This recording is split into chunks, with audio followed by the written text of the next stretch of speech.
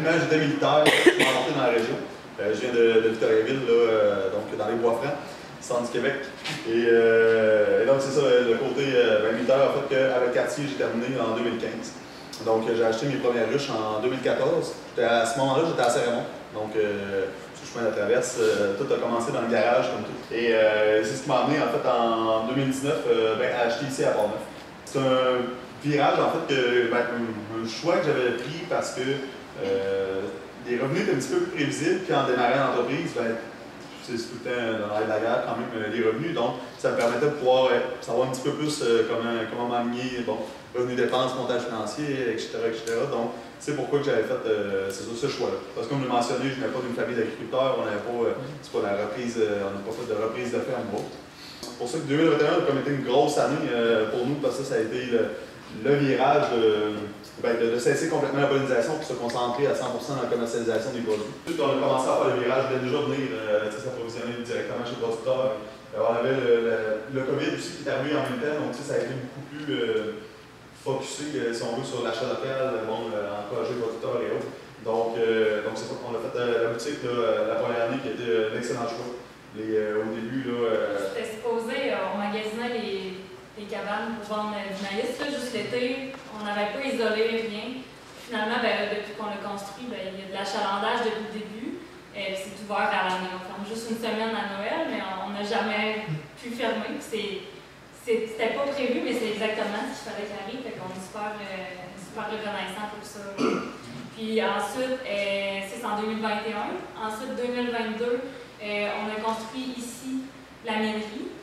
Parce qu'au départ, on avait un seul bâtiment pour tout faire. Fait que tout ce qui était la récolte de miel, la construction du matériel, la production, là, on commençait à se piler ses pieds puis à manquer d'espace. Puis en fait, chaque fois qu'on recevait une commande d'un client, on était stressé parce qu'on se demandait comment on va y arriver. On n'avait pas les équipements. D'habitude, quand on a une commande, on est content, mais là, c'était stressant. Mais là, l'année passée, on a construit ici la mielerie. Cette année, les bureaux juste en haut. Donc là, on est super efficace. Puis quand on a une commande, là, on est capable de la faire rapidement, efficacement. Donc, on est super heureux. Puis en 2023, cette année, on vient tout juste de construire le dôme. Donc, à l'intérieur, on fait des visites guidées.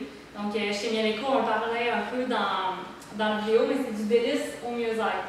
Donc, la partie délice, c'est profiter des saveurs, des produits qu'on offre. Le côté mieux-être, en fait, on a notre gamme de miel mieux-être qui est en collaboration avec Alixir, qui produit des huiles essentielles à grandine. D'ailleurs, c'est cette gamme-là qu'on est allé présenter ce printemps dans l'œil du dragon. C'est des miels qu'on prend en petite quantité pour les bienfaits. Donc, dans une eau chaude ou juste comme ça à la cuillère. Par exemple, on en a un qui va aider à dormir, un autre qui va aider quand on a mal à la gorge, pour la digestion, qui donne de l'énergie. C'est ce qui nous démarque chez Mieleco, parce que des apiculteurs, il y en a partout là, au Québec, là, puis l'offre de miel est quand même grande. Fait qu'on essaie de plus en plus de se démarquer avec notre gamme mieux-être. Puis en offrant aussi dans notre dôme des visites guidées, mais aussi des activités mieux-être comme l'été, du yoga.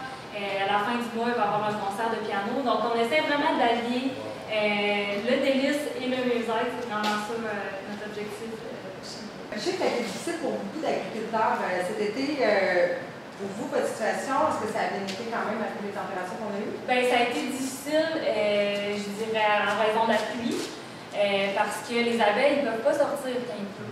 S'ils sortent, en fait, ils respirent, elles, par la peau, donc ils vont tout simplement se noyer, ça ne fonctionne pas. Donc là, les seules journées de beau temps qu'il y a, ils vont chercher du nectar, du pollen pour faire leur réserve, mais ils vont les reconsommer les journées de pluie. C'était vraiment compliqué, la plante n'avait pas le temps de sécher, sinon c'était une année... En fait, le miel d'été, comme cette année, on a produit la moitié de notre récolte normale, puis à l'automne, on a fait notre récolte normale. Mais comme Christian le mentionnait, on a fait du miel au printemps qu'on ne fait pas normalement. Donc, c'est pour ça que ça vient, comme on dit, rééquilibrer. Au final, c'est sûr qu'il n'y aura pas une grosse différence au niveau de la production. Au niveau de notre répartition, disons, du chiffre d'affaires, il y a à peu près 50% de nos revenus qui vont de nos ventes dans les points de vente. Donc, on a à peu près une centaine de points de vente un petit peu partout au Québec.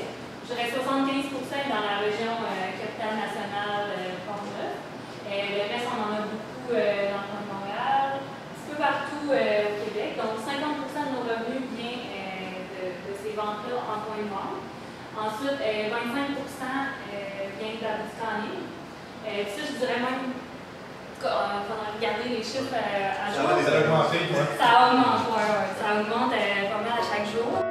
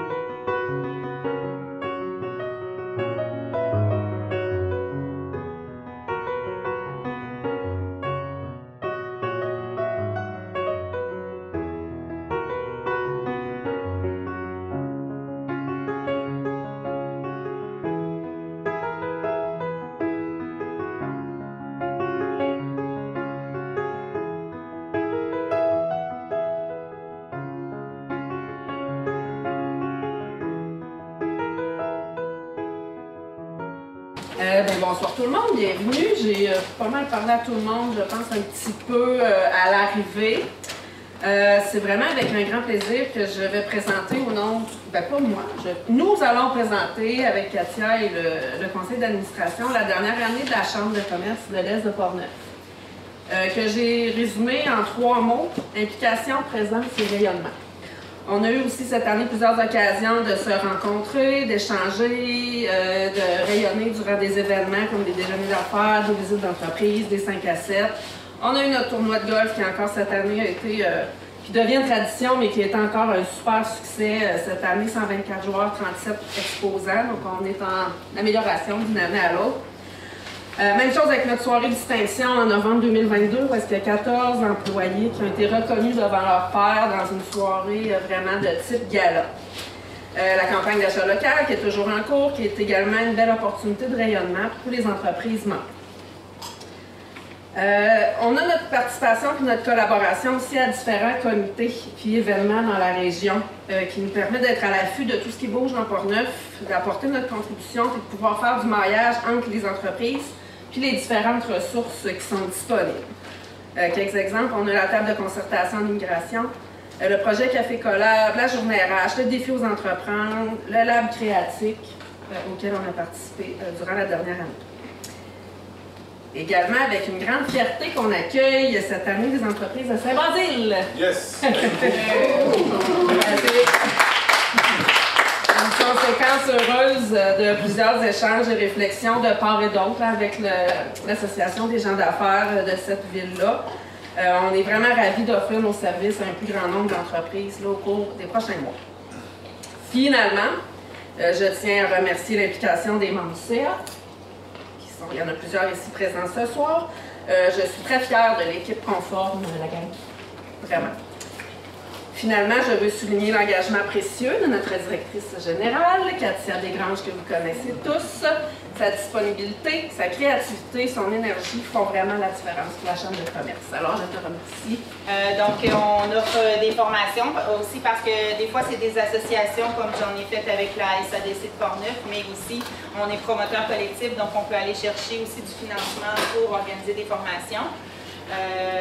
Ensuite, la représentation, c'est ça, c'est exemple, quand je vais sur la table d'immigration de la MRC, différentes choses comme ça, je participe activement à l'élaboration aussi des journées RH qui sont offertes en collaboration avec la MRC, la SADC et Service Québec. Je suis sur le comité qui organise ça, qui organise aussi les salons de l'emploi Et avec la nouvelle version d'aujourd'hui, de cette année, ça va être la tournée de l'emploi. Alors voilà, et puis peut-être juste vous rappeler la mission de la Chambre de commerce, c'est de connecter la communauté d'affaires, comme on fait ce soir, de représenter les intérêts des membres. Il y a des gens, puis n'importe quand, vous pouvez m'appeler, je ne veux pas dire que je vais pouvoir solutionner vos choses, mais vous pouvez me confier ce qui se passe, puis je peux essayer de vous référer à des bonnes portes ou même vous aider des fois, mais ça fait partie aussi du rôle de la Chambre.